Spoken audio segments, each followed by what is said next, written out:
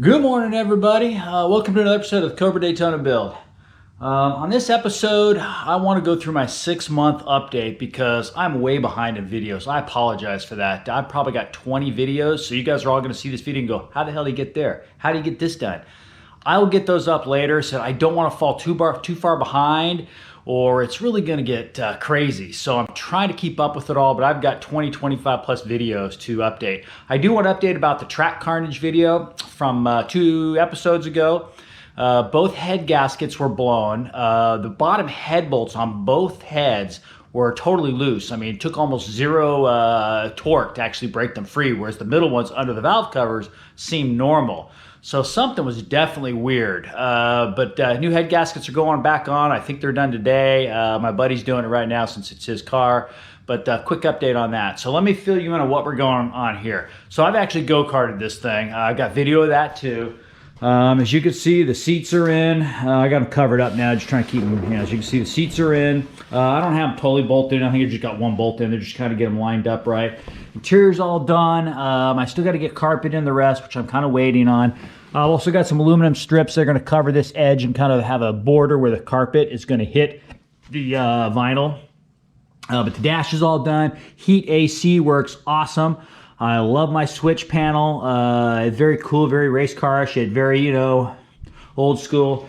As you can see, the body's on. I'm still working on this aluminum panel, trying to get it to fit up into here, which I don't know. It's not fitting very well. I may have to trim that a little bit. I mean, it's tight, but I don't know. We'll play around with that. I'm not too concerned with that one later. Glass hopefully going pretty soon. I'm working on the nose. It's in the front yard.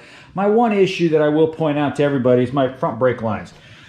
As you can see, I've got my NPT to AN-3 fitting there, but when I crank this wheel hard over, like if I go hard left here, this thing will catch the tire here and rub. I'm not sure what I'm going to do there. Maybe the brake lines are a little too long, and that's what I'm thinking. Maybe I need to get a little bit shorter ones. This thing would bend more over like this, and I would kind of save myself, and then I can actually run it underneath the control arm. I think that's probably, and then maybe even angle it back a little bit. I'm not sure. I'm going to play around that, but I think the brake lines are definitely too long. So that's my one issue right now. Other than that, it drove fabulous. I love the T56. So just so you know, I had a TKO 600 in my Cobra. Wasn't thrilled with it. Kind of clunky. Didn't shift great. T56 is like any modern car. Shifts as smooth as my Miata. I mean, of course, I only got it in second gear because I'm only driving around the neighborhood since I would get in big trouble for this. Let me show you the back of the car too while I'm out of here. Opening the garage door here. So, as you can see, the back is all done. The license plate's off some car from years ago, probably 30-year-old license plate. Who knows if it even exists anymore. I got these Watson Street Works. These are their, I don't know, indicator lights, backup lights. I don't know, that's what I'm using them as. Haven't put the grill in here yet. And here's where it gets kind of cool. So you can see my camera right here. So that's my backup camera. And I'm so glad I did it. Oh, this is my tow hook. So this thing will actually come out like this. And then a little plug. I'll have a black plate. And a little plug will go in there. And that way it'll be hidden, so that way it looks totally street legal, which it is. And then that's behind the plate, which this will all come back off. Fuel filler's done. And as you can see over there, the body, front and the nose has still got a lot of work to do. So let me go get the video camera. I'm going to show you the video screen from the back of this thing, because it's pretty cool. And I know a guy on the net wanted to see how I ran the wires for that. So as you can see, I drilled a hole in the roll cage up into here. Wire runs down. And then down there, way down in here is a hole that comes out, and that's where that wire from this goes to. If I'd done it again, really thinking about it, I would have saved myself, because I had to I didn't want to drill a big hole like that. It's a very tiny hole. I had to cut all these wires, retape them together, and there's a bunch of them in there. I would have just used a little sticky white doodads with, wire loops. Wire organizers, I think they call them, and just run it along the top edge of this. You'd never really notice it because that thing's pretty well hidden. I don't honestly know why they don't put that bar a little further forward, but whatever. It is what it is. So let me go get the camera and I'll plug it in. You guys can see what the screen looks like out of the back on that. Okay, so someone on the YouTube channel, John, actually wanted to see what this screen looks like. This is an Autovox T9. The brightness right now is not set all the way up, so it will actually get brighter. It's a little foggy out, but not bad. But as you can see, the Miata, which is parked basically kind of in your blind spot, where it would be if you had to change lanes, you can still see that car right there. Hopefully this comes through on video. I have no idea. But yes, you can see that the view back there is excellent, because what I noticed the first go-kart with this thing is the view out of this thing compared to the Cobra, the Roadster, is night and day difference. There are massive blind spots. I got no mirrors on it right now, so just backing out of the driveway was a big pain in the ass. This thing should make life great. So I'm really excited about that. I said Autovox T9. Happy with it so far. Camera hit it the best I could underneath here. You know, you can see it, but it doesn't, you know, it doesn't stand out. It's just kind of hidden under there, so it is what it is. I think it should have been mounted higher, because you could see on the screen, you know, I'm getting a lot of ground here, where if you had it up higher, it'd be better view. But I don't want to get it up higher where you can't, you know, where you can see it and it stands out. So this is the way it's going to be. As I said, it's plenty to see what I need to see. And you can see the cars across the street. In plenty view here, so I'm pretty excited about it. I think it'll be good. I think it'll be about the best I can do, and you can always turn this off, and then it is a rear view mirror of some sort. So just an update on the Autovox T9. As I just wrapped up this video, I went to unplug this, played around with it a little bit. I can actually change my angle of view by dragging the two fingers, so I can actually get a better field of view and not the ground so much. So I'm going to kind of probably re-angle that camera and then do it with this. Pretty cool. So I can change the width, the height, and move the whole thing, kind of like an iPhone, move things around. So I didn't know. As I said, I haven't read the instructions. I just plugged the damn thing in. That's one of my problems, I think, is I don't read instructions, and it bit me another time too. Oh, let me tell you about that one. So on these backup lights, here's my rant on electricians. So in these Watson Streetwork lights, do you think I read the instructions? No, I did not read the instructions. So I get these things all wired up. And turn the power on. My brake lights work, turn signals work, everything looks great, except no backup lights, no reverse lights. So I'm thinking, oh hell. So I get the car jack back up. I put jack stands underneath, climb underneath. I'm checking the switch on the transmission. I start undoing the harness, where it kind of comes into the harness, figure out, you know, which wire is bad.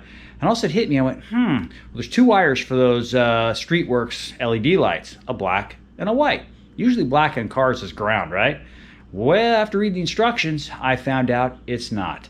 A normal incandescent bulb, doesn't matter which way you run the electricity through. LEDs, it does matter. I swapped those, fired right up. So reading the instructions is important. I probably still won't do it.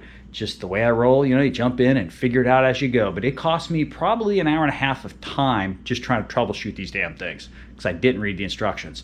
So heads up, black is not always ground. It's my pet peeve, and I'm going to give every electrician I see crap about it. It's like, why can't you guys get this straight? You know, and with household, it's even different there too. You know, you got your neutral, your hot, and your ground, which is green. Yeah, crazy electricians. So, but my rant, sorry about that. Other than that, car ran great. Love the clutch. I want to touch on the clutch real quick. I had a slave cylinder, master cylinder with the Cobra. It was heavy. It was a forget the name of the brand, but it was heavy. It took a lot of pressure.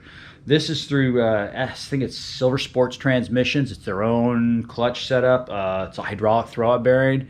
9-day difference. The pedal's a little low, and I think that's because maybe I don't have enough throw on there, but it leaves it disengages, works fine. Probably get used to it pretty quick, and it seems like it's coming up as I get, you know, a little bit of driving on it. So it's probably just breaking in the clutch disc and getting them closer together. That's my theory, but it is way easier, totally daily drivable, other than the noise.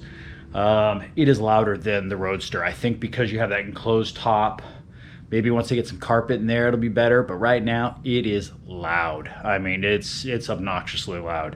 So I'm running a standard, you know, factory 5. As you can see, the exhaust is all bolted up now. Got the hangers done up underneath, so these things are all secure. Yeah, the wheels, by the way, are just some loaners. My buddy with the other Daytona had these, so he loaned them to me. They're just 285 tires. So you can see on the rears, they're tucked way too far. So not thrilled with that, but I said the 335 should get me some definite meat under there, which the tires are all stacked up here ready to go if I ever get wheels.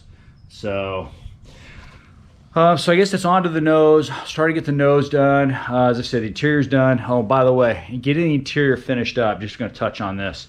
To get all the AC ducts, defroster ducts underneath that portion of the dash was a major pain in the ass. Not enough room under there. It is jammed in there like crazy. And I'm now glad that I did move.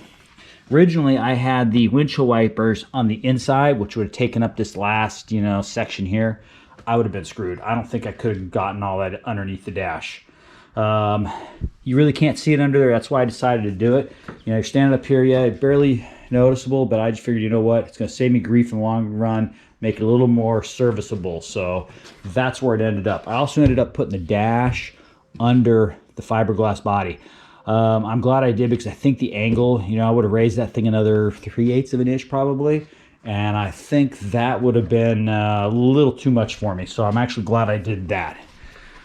So there you go. 6 months update on the track carnage. As I said, I'll try to get these other videos up, but I got a funny feeling the car is going to be done and I'm still going to have 20 or 30 videos that I can put up later. Which, I'll keep getting up details. If anybody wants to see anything specific, how I got the body on, whatever, shoot me a message, throw a little comment up on YouTube, say, hey, throw up the body mounting video, and I'll focus on that one.